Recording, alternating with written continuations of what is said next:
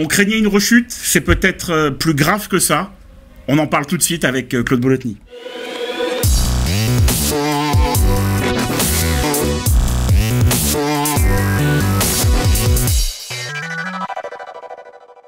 Claude, bonsoir. Bonsoir. On est un peu sonné, KO. Oui, oui. Comme j'ai envie de dire, ça devient une habitude.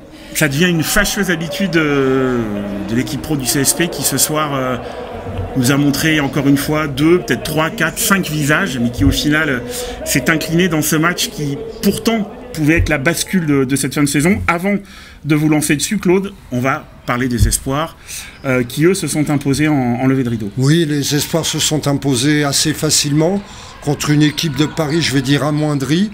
Nous avons été... C'est un de nos plus mauvais matchs au niveau de l'adresse. On a été très maladroits. Je crois qu'on gagne de 28 ou 30 points. On ne va pas crier que la mariée est trop belle.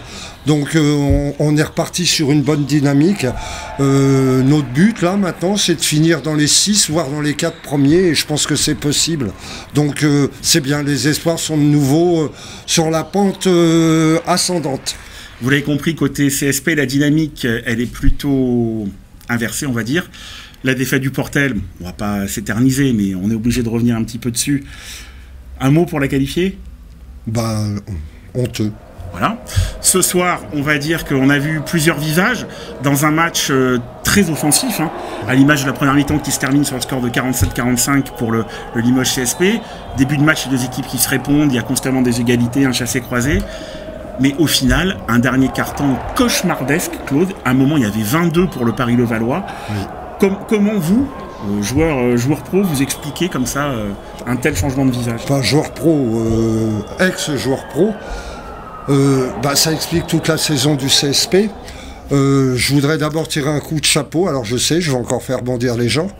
Je vais tirer un grand coup de chapeau à Paris, qui pour moi pratique un basket très élaboré, qui utilise Fotou, un mot à pas prononcer, un nom à pas prononcer, mais je vais le prononcer. Fotou utilise très très très bien ses joueurs. Labéry, Poirier dans la peinture, c'est quelque chose de monstrueux. 20,9 rebonds à eux deux à la mi-temps. Voilà.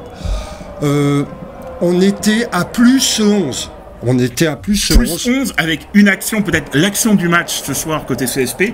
Un passing game royal conclu, si je ne me trompe pas, par Buffer derrière la ligne. À 3 points. Beaublanc qui explose, une ambiance à la Beaublanc.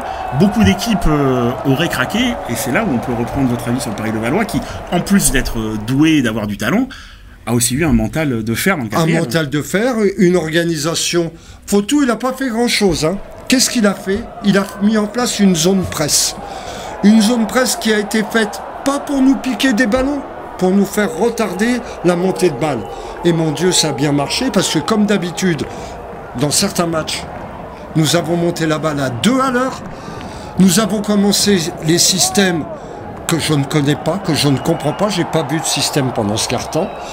Au bout de 12 secondes, pour finir sur un shoot ou un 1 contre 1 de nos deux petits meneurs qui ont été se prendre la balle sur la tête à chaque coup. Donc, on a joué ce dernier quart-temps à l'envers. Très, très, très, très déçu de nos recrues ce soir. Randon et Jones, ils nous ont fait 2 bons matchs en arrivant. Et là, on ne les voit plus. Que se passe-t-il? Comment vous expliquez ça? Est-ce que c'est le fait, pour ces joueurs qui peut-être sont habitués dans d'autres équipes à être des joueurs majeurs d'impact et du coup de débuter? Est-ce que c'est le fait, je ne sais pas, je pose une question, est-ce que c'est le fait de ne pas débuter qui du coup joue sur leur performance? Peut-être que ça peut jouer. Moi, je vois régulièrement les pros s'entraîner. Il y a eu je ne sais pas combien de blessés cette semaine. Ils ne se sont pas entraînés. Il y a 5 ou 4 espoirs ou 5 qui se sont entraînés avec eux. Il manquait d'ailleurs CJ Fer ce soir. CJ Fer n'était pas là. Je pense que le mal est profond. Moi, voilà, je ne veux pas encore dire des choses qui vont aller à l'encontre du bien-être du club. Mais là, pour moi, la saison, elle est terminée. Parce que oui, au-delà de ce match, il y a aussi le contexte. Ce match, ça pouvait être, on l'a dit, la bascule. On pouvait revenir à 8e ex-aequo avec l'Asvel à 12 victoires, 12 défaites.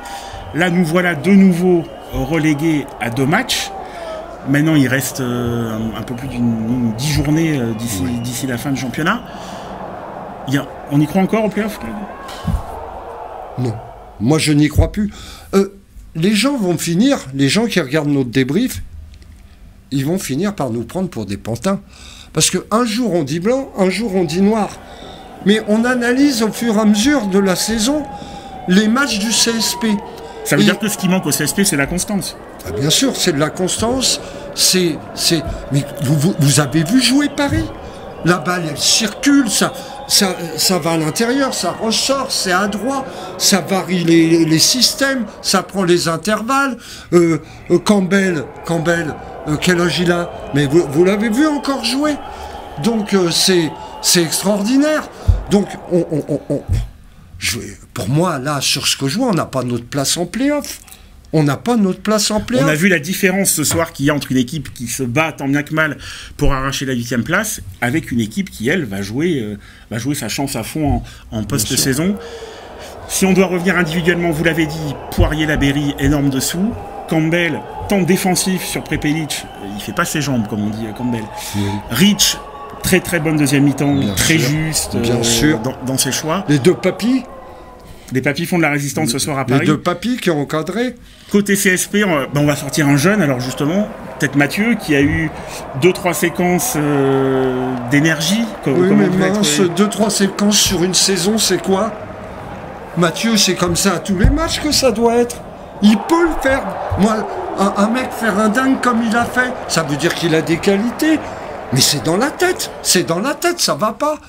Alors c'est une satisfaction, même s'il y en a qui vont dire « Oh ouais, mais il hésite ». Zerbo, Fréjus fait un bon match.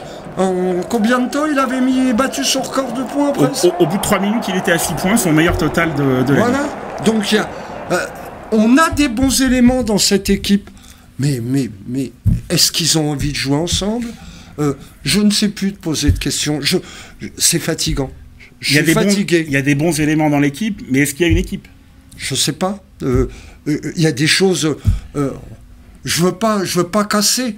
Mais pour moi, non, il n'y a pas d'équipe, il y a pas de. Il manque quelque chose. Il manque quelque chose. Je vois tous les matchs du championnat de France et tout. J'ai vu jouer Strasbourg, là, encore hier. Je vois jouer les équipes. Ça joue au basket. Mais nous, on joue pas. On joue sur des séquences qui sont très courtes. On joue sur des exploits individuels. Tout le monde, moi le premier, quand Randall est arrivé, là, premier match qu'il fait. Oh, j'ai même dit, il va faire lever Beaublanc. Bah là, ce soir, il m'a fait asseoir.